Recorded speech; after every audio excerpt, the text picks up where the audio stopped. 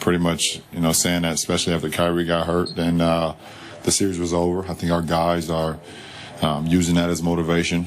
I use a little bit of it, but I have a lot of motivation already to just, be a part of the greatness and be a part of this and be a part of this atmosphere. And, and my motivation is to make sure that my guys are ready and prepared every night we step on the floor. And I have some other motivation that I won't talk about right now, but I have so many different things to worry about than, being an underdog or guys counting us out. So LeBron says he has secret motivations that he doesn't want to talk about right now. He hopes, in fact, that obviously he can get the title so that he can talk about those motivations. He said that to the Cleveland Plain Dealers. Stephen A., if you had to guess, which we are doing, what do you think that motivation is? Well, I would say this. Venture to guess that obviously when you lose in the NBA Finals, as he has 3 times, being around your family, your children, your wife, your loved ones, the off seasons are very, very difficult. And if you know anything about men, when our lives are difficult, we tend to make life difficult for other people. That's just a given. But knowing some of the other things that are going on in the NBA, I suspect that there's more to his statement. And I'm not sure he'll ever admit it, even if he does win the chip. But I happen to know LeBron James well enough and know some of his confidants well enough to know that this is something that has crossed his mind. To get back to Cleveland, he had to depart South Beach. And you have to remember that in South Beach lies an individual by the name of Pat Riley. Pat Riley is the winner within. Pat Riley is a champion 5 times over. Pat Riley is a champion as a player, a coach, an executive. He knows a thing or two about winning. And by the way, it wasn't just D. Wade who played a role in LeBron James winning a championship. Pat Riley would venture to say he had something to do with that too. And when LeBron James decided to leave, in Pat Riley's world, you left him. You left him high and dry. You are officially the enemy. And so when you look at it from that perspective, and then you have a guy like D. Wade, who outside of LeBron's crew is like a brother to LeBron, and you've got him going through what he's going through right now with Miami, where he may end up leaving South Beach. He might end up going to L.A. He may end up coming to Cleveland. Stay tuned. In the event that things don't work out in Miami, and make no mistake, D. Wade's preference is that he remains in Miami, but he just wants to be treated according to his definition of fairness. If you're a LeBron James, it's rubbing you the wrong way. And in all likelihood, it's rubbing you the wrong way because you believe that part of the reason D. Wade is going through this is because of you, meaning LeBron. You remember, they're still tight. Pat Riley don't like that. Pat Riley doesn't want D. Wade tight with LeBron. Pat Riley doesn't want to see D. Wade on TV rooting for LeBron. Pat Riley doesn't want to see D. Wade wishing him well. Okay, now that kind of stuff that I just repeated, that ain't guessing. I'm telling you what I know. Y'all figure out how I know. But I'm telling you what I know. Okay? Pat Riley ain't happy about that. I'm not faulting, and nobody should fault Pat Riley for that. He's a winner.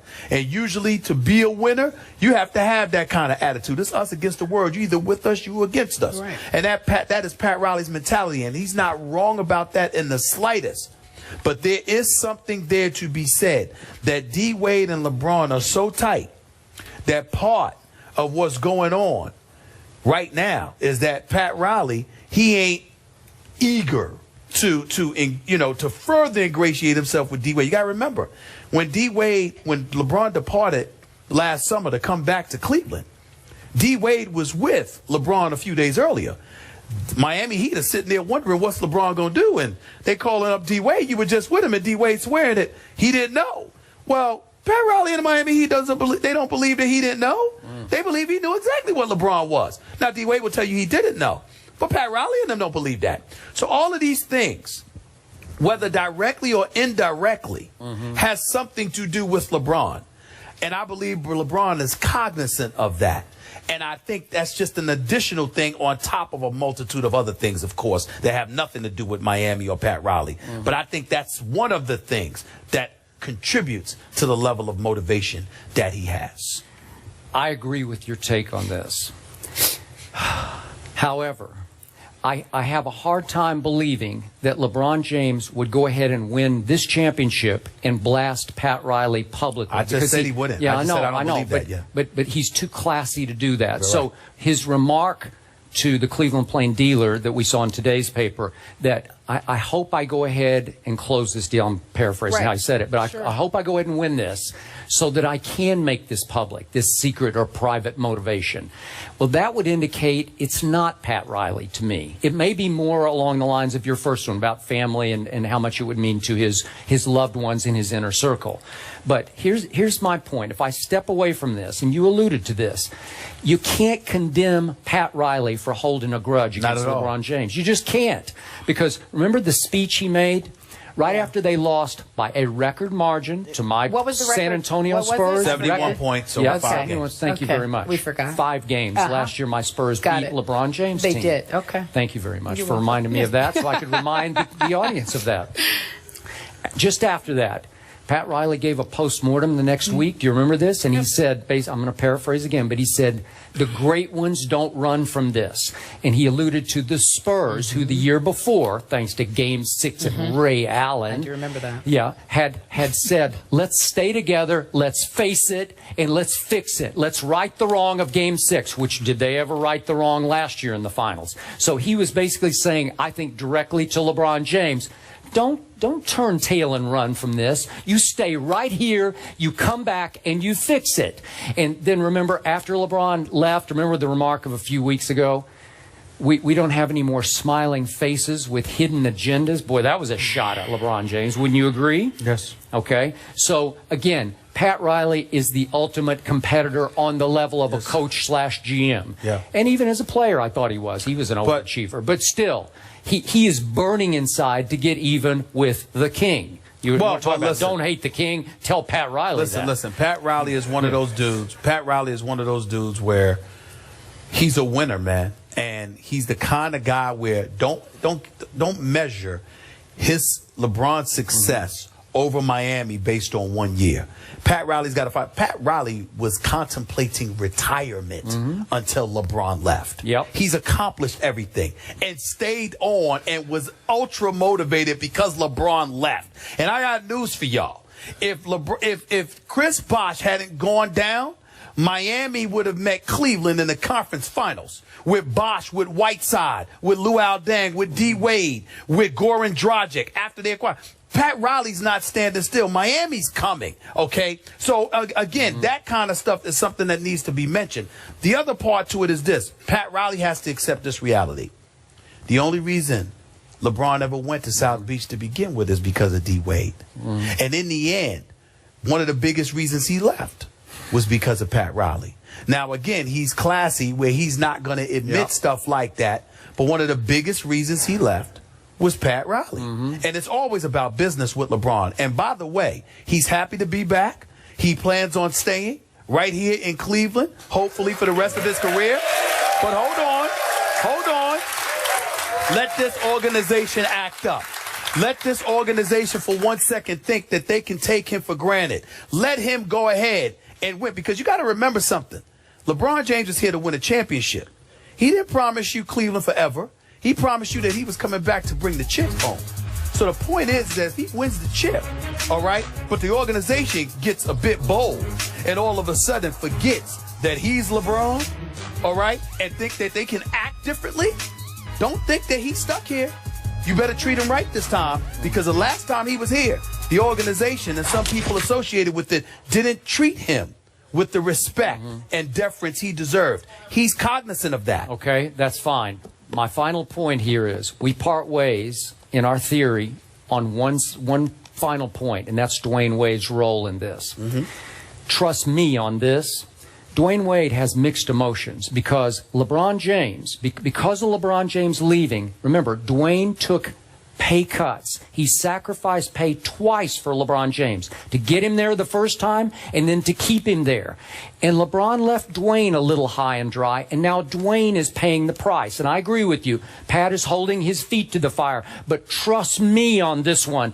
Dwayne Wade knows that he sacrificed for a LeBron who then went home, and that's fine. And God bless all of you because you deserve to have him back. But Dwayne Wade is still paying a price for that. Dwayne Wade may be paying a price, but Dwayne Wade is fully aware that LeBron James' departure had a hell of a lot more to do with Pat Riley than it had to do with him.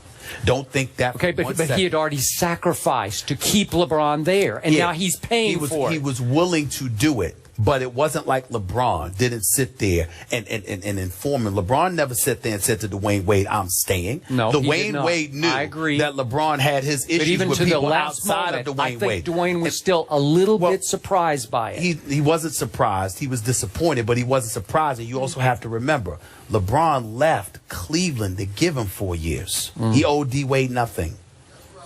Yeah, we leave it there. That's a tough stance. We leave it there. What is the secret motivation? We'll find out if Cleveland gets the chip. When we come back, we're talking about LeBron. Can the Warriors shut him down? That is the question. The debate on the other side of the break. First take in the flats for the NBA Finals. We'll be back in just a moment. Excited to be here. We're wrapping up our special game show with these Cleveland fans talking about none other than the King.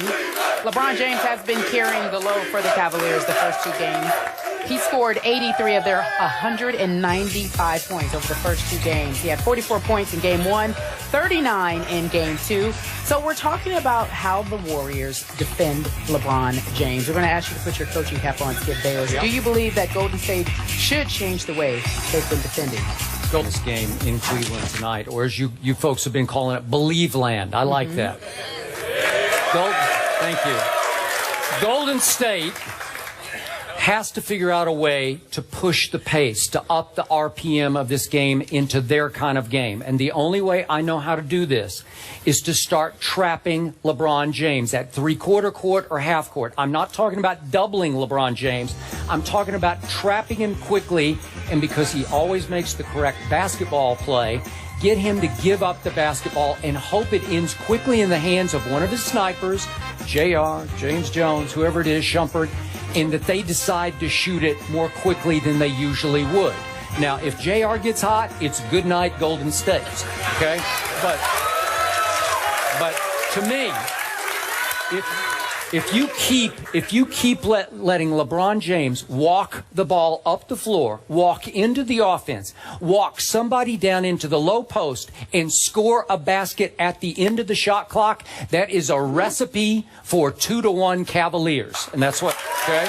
You got to switch that. You can't let it happen anymore. Well, what you said is not wrong, but your reasons for it may be. What you want to do is try to exhaust LeBron, because when he walks the ball up the court, what you're doing is enabling him to get rest while the action is taking place. I'll buy that. Because he's catching himself a deep breath while he's just walking the ball up the court instead of being pressured.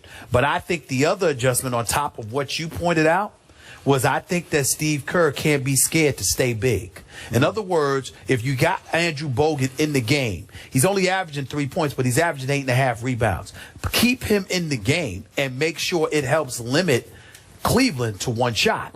Because if you limit them to one shot, you limit their offensive possessions. You force Cleveland to play more on defense, and as a result, that will help neutralize LeBron as well. Part of the reason LeBron is being so damaging is because Tristan Thompson is averaging 14.5 rebounds a game. He's giving them more possessions, and so if you take away those possessions, then obviously that's another way to neutralize LeBron. So I don't think it's really about doubling him, even though I don't have a problem with that strategy.